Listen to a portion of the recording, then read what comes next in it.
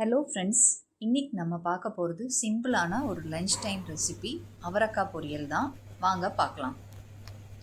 இதுக்காக அவரைக்காவை நல்லா வாஷ் பண்ணி நல்லா குட்டி குட்டியாக கட் பண்ணி எடுத்துக்கோங்க.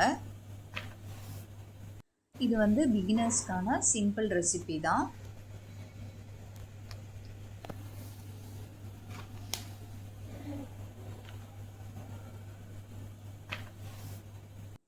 அவரைக்காவை இந்த மாதிரி கட் பண்ணி எடுத்துக்கோங்க.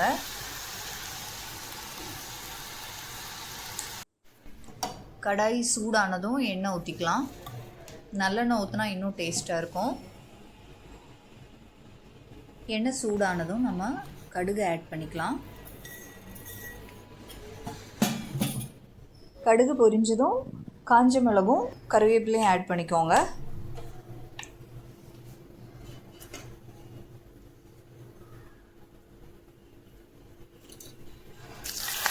இப்போ நம்ம குட்டி குட்டியாக கட் பண்ண வெங்காயம் ஆட் பண்ணிக்கலாம். சின்ன வெங்காயம் இல்லைன்னா பெரிய வெங்காயம் எது வேணாலும் நீங்கள் ஆட் பண்ணிக்கலாம். சின்ன வெங்காயம் ஆட் பண்ணால் இன்னும் நல்லாயிருக்கும்.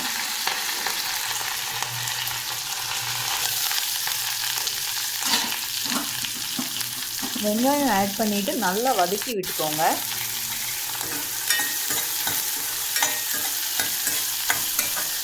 வெங்காயம் பொன்னிறம் ஆகுற வரைக்கும் வதக்கிக்கோங்க. பொன்னிறம் ஆனதும் இந்த ஸ்டேஜில் நம்ம குட்டியாக கட் பண்ணி வச்சுருக்கிற அவரைக்காய் ஆட் பண்ணிக்கலாம். பாருங்கள், இந்த அளவுக்கு குட்டியாக கட் பண்ணுங்கள், அப்போ தான் நல்லாயிருக்கும்.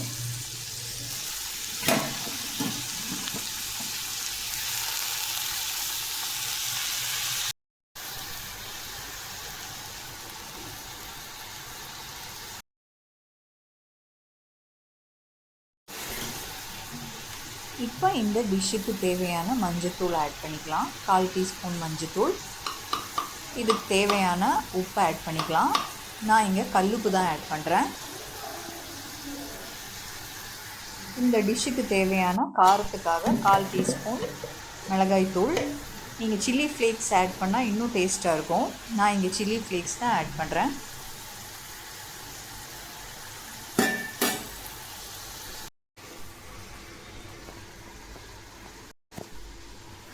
இந்த பொரியலுக்கு தேவையான மசாலா என்னன்னு பார்த்துடலாம். 1/2 டீஸ்பூன் ஜீரகத்தூள், 2 பல்லு பூண்டு. இதை நீங்கள் அம்மியில் க்ரஷ் பண்ணி எடுக்கலாம், இல்லை நீங்கள் மிக்சியில் கூட அரைச்சிக்கலாம். அதை நம்ம போட்டுக்கலாம்.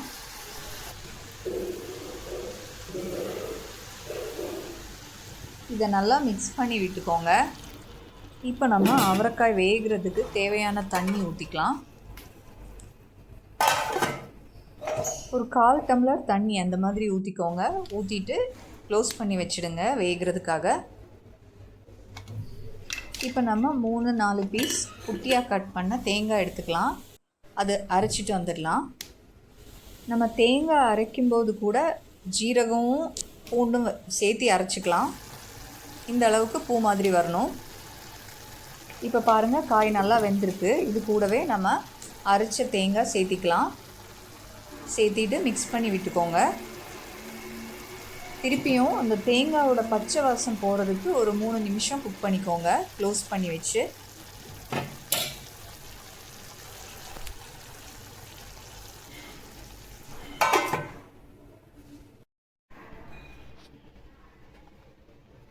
ஒரு 3 நிமிஷத்தில் ஓப்பன் பண்ணி பாருங்கள். நல்லா சூப்பராக குக் ஆகிடுச்சு அவரைக்காய் பொரியல். இந்த வீடியோ பிடிச்சிருந்தா லைக் பண்ணுங்கள், ஷேர் பண்ணுங்கள். இதுவரை சப்ஸ்கிரைப் பண்ணாதவங்கன்னா சப்ஸ்கிரைப் பண்ணிக்கோங்க. மீண்டும் இன்னொரு வீடியோவில் பார்க்கலாம். Bye bye. தேங்க்யூ.